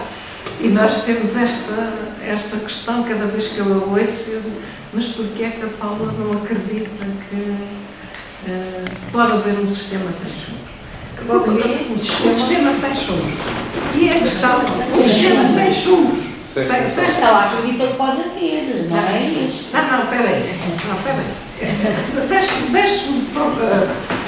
E assim, eu nos últimos 3 anos, 4 anos, eu segui uma experiência nos Açores, chamava-se Apoio Mais Retenção Zero. Não havia a hipótese de chuvar. Os alunos que chegaram, foram poucas escolas que aderiram, 2 escolas só que aderiram. Os alunos chegaram ao fim a saber o mesmo do que se tivessem chumbado. Numa daquelas escolas, nós apanhámos os alunos no 7º ano com N retenções, tinham 17 anos. 16, 17 anos estavam no 7º ano de escolaridade. Portanto, o que é que se fez ali? Portanto, em vez de eles ficarem retidos, houve outras, mais verbas para os apoios. Turmas mais pequenas e mais avançadas. Porque a questão é que a retenção é cara. A retenção é cara. Se a verba da retenção for utilizada para apoios, é uma medida. Agora, o que é preciso? Mas ouçam agora o resto. No fim desta experiência, eu resolvi ouvir os professores anonimamente. E os professores, o que é que acham? É facilitismo. Se os alunos não souberem que vão chumbar, eles não trabalham apesar de terem trabalhado imenso. Eles trabalharam, e quando se pergunta se eles trabalharam mais, eles trabalharam muito mais. E os próprios professores dizem, porque foram utilizados instrumentos do tipo planos individuais de trabalho, muito mais projetos, portanto, muito mais trabalho. Eles trabalharam, os professores dizem que trabalham, mas continuam a achar que se não tiver aquela ideia de poder ficar retido, eu digo chumbo. Outro dia a minha neta dizia: o que é isso, chumbo? Ela é pequena, ainda não tinha percebido, mas o chumbo é uma palavra muito feia, de facto. Mas eu continuo a usar. Bom, mas isto. E não é seguro que isto vá continuar a existir em algumas escolas, apesar de politicamente o governo regional ter assumido esta ideia. Bom, eu só acho que nós tínhamos que fazer um exercício que é pensar que há países onde não há retenção, não se põe, a questão não se põe. E o que é que eles perdem se passarem? Quer dizer, só é fraude se houver certificação. Se não há uma certificação, se é suposto só mostrarem aqueles anos na escola, não é fraude. É fraude se houver uma certificação. E, ora, o ensino básico não tem certificação. Mas não entram aos 5 anos como em Portugal, pois não? O quê? Mas não entram no primeiro ciclo aos 5 anos como em Portugal? Não, isso é... Há também quem entra e que não tem as não estou a falar da Finlândia. Estou a falar até de outros países. Só parece, é que eu sou contra a retenção. Está bem. Okay. Não, mas eu acho que também... Ainda por cima fui professora de uma turma que isso era ótimo. Não é que eu percebi que... Bom, esta questão... Não, a outra questão que a Paula colocou é os professores sentem-se um bocadinho em causa com este discurso. Eu acho que se tem que enviar este discurso para outras condições. E há muitas condições ao nível da escola. E ainda bem que a Adelina falou da educação, que foi a minha tese de doutoramento. Eu passei 3 ou 4 anos, houve experiências fantásticas. E no fim eu estudei onde é que tinha havido resultado. E sabe o que é que permitiu que houvesse escolas que trabalhassem bem? O trabalho colaborativo de professores. Mas havia tempo. Não havia. Havia. Eu era professora nessa altura. Tive uma turma. Havia tempo gerido nos blocos dos professores. Exatamente. Havia tempo aos alunos. Os professores faziam uma gestão cooperativa do seu tempo. Não, tínhamos umas horas a correr. Tínhamos horas. Mas não foi as condições. Houve para aí mais... Houve talvez 30% das escolas onde as coisas funcionaram. E onde funcionou foi sempre porque houve outras escolas que, apesar do tempo, não houve trabalho colaborativo nenhum. Sabe muito bem, não houve trabalho nenhum. A educação cívica politécnica, em muitos casos, não foi. Mas a nossa história tem sido sempre uma história de má gestão. E era aqui que eu queria acabar. Má gestão da inovação. Má gestão a nível político, a nível das escolas e depois... A responsabilidade cai nos professores, mas se não houver, e este trabalho que eu acompanhei nos Açores, onde funcionou foi onde houve equipas de professores. O trabalho colaborativo é decisivo. Sem o trabalho colaborativo, sobretudo quando não estamos a falar de primeiro ciclo, estamos a falar mais daí para cima. Quando há disciplinaridade, não é? Tem que haver equipas, mesmo, e houve de facto, foi interessante levantar porque houve trabalho transdisciplinar. Eu acompanhei uma experiência, só para acabar isto, na escola, no antigo Liceu de Aveiro, fizeram uma cooperativa, na altura havia as cooperativas agrícolas, não é? Foi a experiência mais radical que existiu e foi interessantíssimo porque os alunos aprenderam imenso matemática. A professora de matemática fez uma gestão, isto era no 7º ano, porque no outro ano a seguir acabou. Esta foi uma experiência liquidada ao fim do ano. A criatividade da matemática. Mas pronto, isto só para dizer que não tem que recair os professores. Eu acho que há aqui vários níveis onde a gestão fica possível ou não. E esses níveis são muito ao nível da política, mas ao nível da organização da escola. Eu acho que a organização da escola e a possibilidade de trabalho colaborativo para mim é decisivo. E é isto. Mas acho que queria agradecer muito a vossa presença. Acho que foi muito interessante. Vamos continuar com estes debates, com esta desconstrução de temáticas. Uma das próximas será a tal democracia. Obrigada.